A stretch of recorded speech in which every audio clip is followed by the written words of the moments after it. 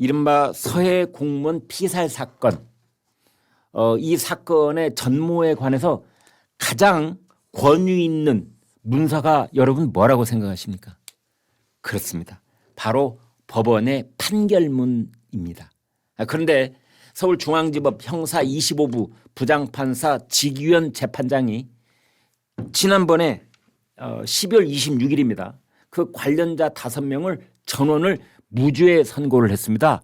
그래서 많은 분들이 아니 도대체 어떻게 된 거야? 그 유가족의 비통함을 누가 풀어준단 말이야? 이게 지금 세상이 바뀌었다고 이게 판결이 엉터리로 된 거 아니야? 뭐 이렇게 분노를 표시한 분들도 적잖이 계셨는데 조선일보가 그때 판결문 700쪽짜리 판결문을 단독으로 입수해서 분석을 했습니다. 700쪽이면 두툼한 책 2권에 해당되는 분량인데요. 그 내용을 살펴보니 판결문입니다. 판결문에 그동안에 무슨 일이 있었는지가 자세하게 드러난 겁니다. 자, 어떤 내용입니까? 일단 여러분 기억하시겠지만 이게 2020년 9월에 일어났던 사건이고요. 네.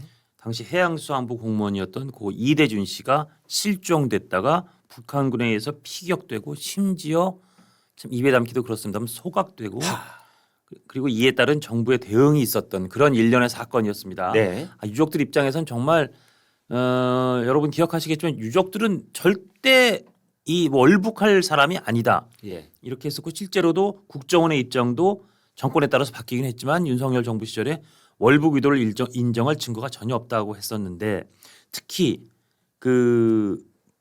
이 판결문에 보면 이 판결문에 결국은 검찰의 조사라든지 여러 가지 자료를 총종합해서 법원의 재판부도 인정된다는 부분이 군이 이렇게 파악했다는 거예요.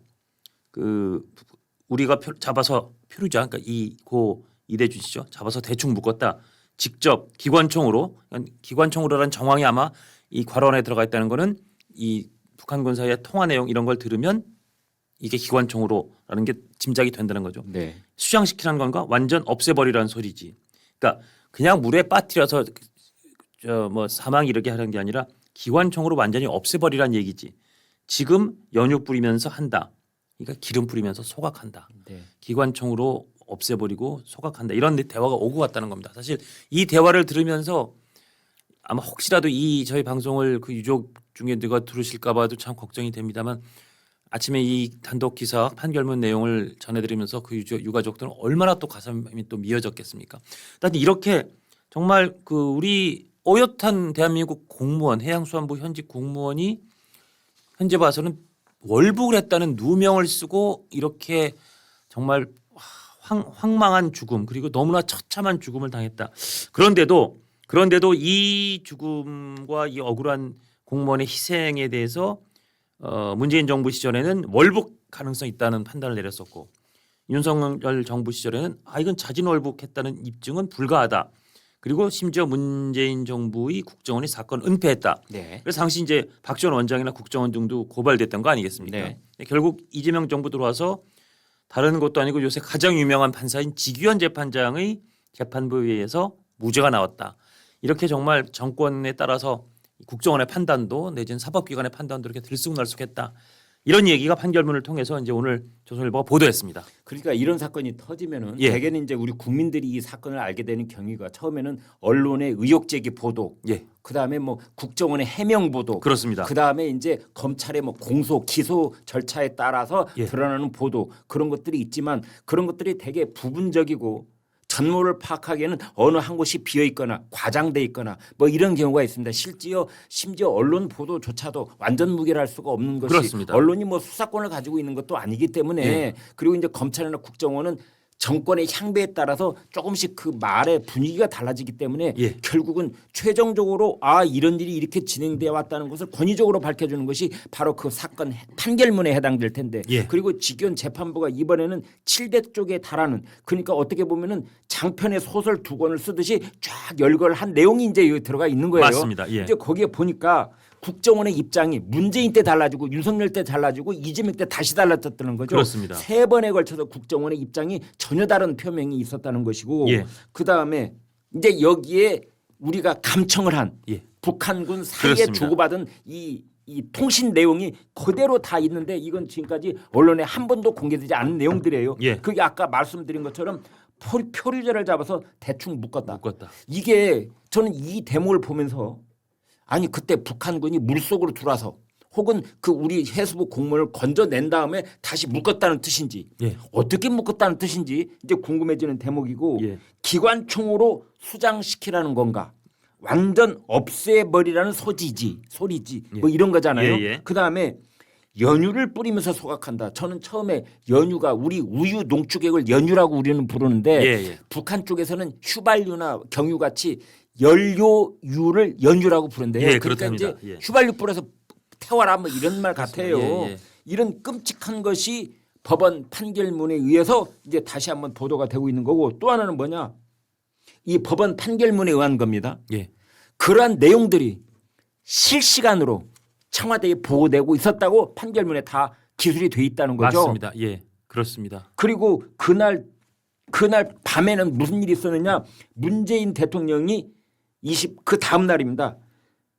유엔에 남북 종전선언 연설을 할 예정이 있고 그리고 그 날 오후에 해경은 또 이 씨가 실종돼 수색 중이라고 했고 그리고 총살돼서 사망됐다는 것은 그 다음 날 알렸고 그리고 관련 자료는 대량 삭제가 됐고 예.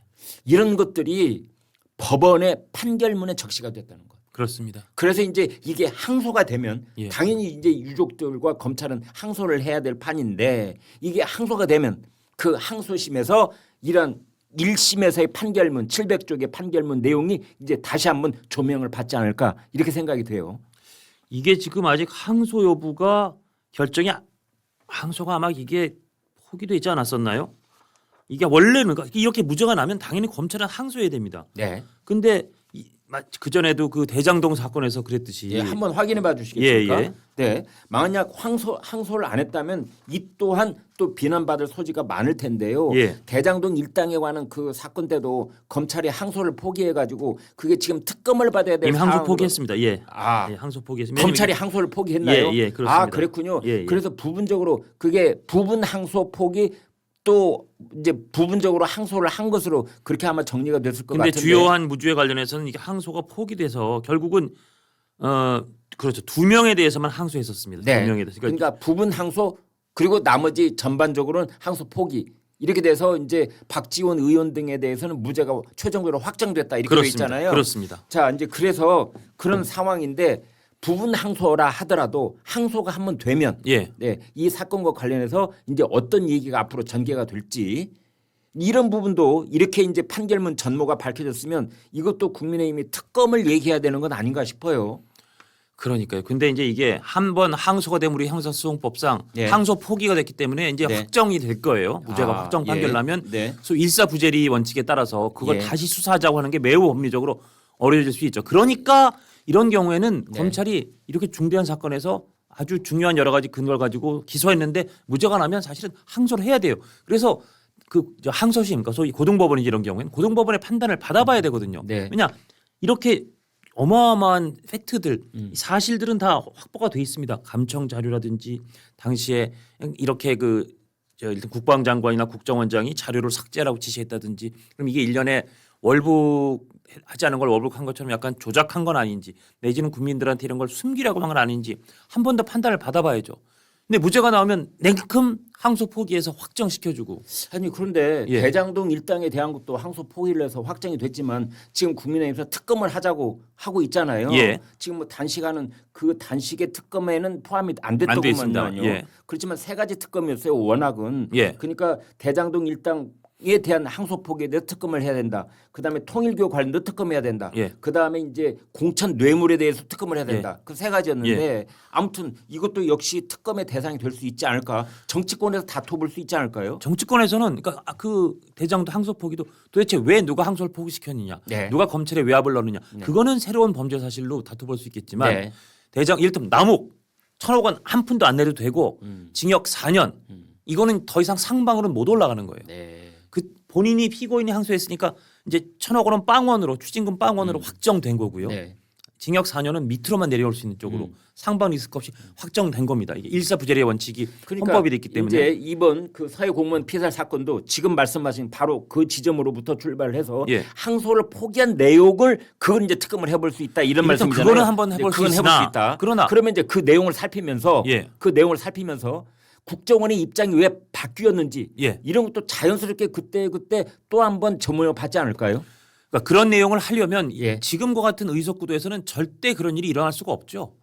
예를 들면 2028년 총선에서 다시 한번 의회 지도가 바뀌어서 네. 지금 현재 보수 쪽 세력이 과반수 이상을 확보하고 그래서 그 힘으로 특검을 한다면 모르겠으나 지금 민주당과 조국 혁신당이 그 서해 피살 사건도 서해 공무원 피살 사건도 도대체 왜 항소 포기했는지 그거 한번 특검해 봅시다 하는데 그럴까요? 한번 특검해 볼까요?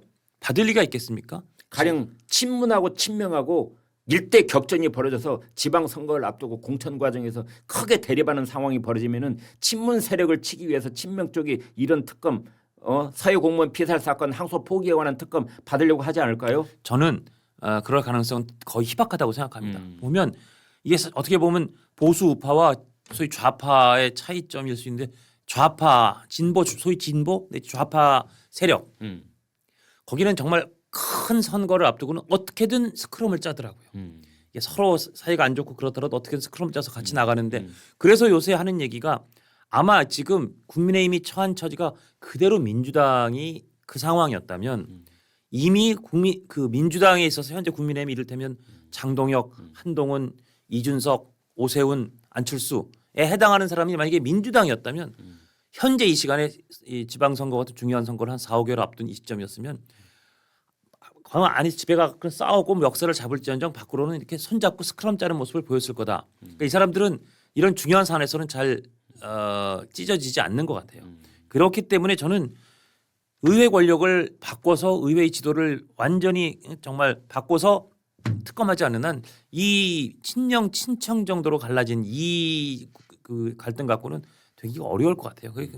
저도 사실 이건 특검이 됐든 뭐가 됐든 진실을 다시 한번 규명해봐야 되는데 그게 쉽지 장 않다는 실장님이 돗자리를 깔 만큼 정확한 정치적 예측을 해왔으니까 그렇지 그리라고 않습니다. 생각을 하지만 이해운 이번에도 맞으리라는 보장은 없기 때문에 아니 저는 지난주에 우리 배종찬 소장이랑 같이 이해운 기획에서 장관 지명자 전 청문회까지 못 갑니다 그랬잖아요.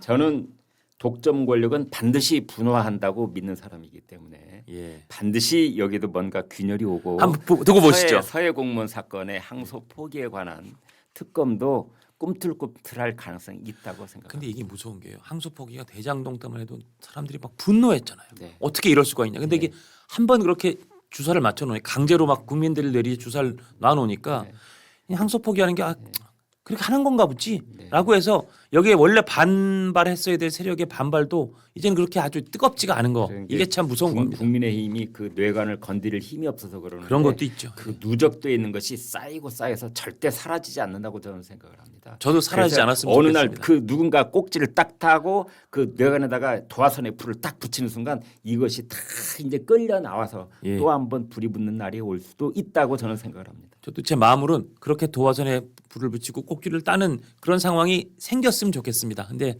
현실적으로 쉬워 보이지 않는다. 저도 그런 뜻이지. 당연히 그런 시나리오를 저도 선호합니다.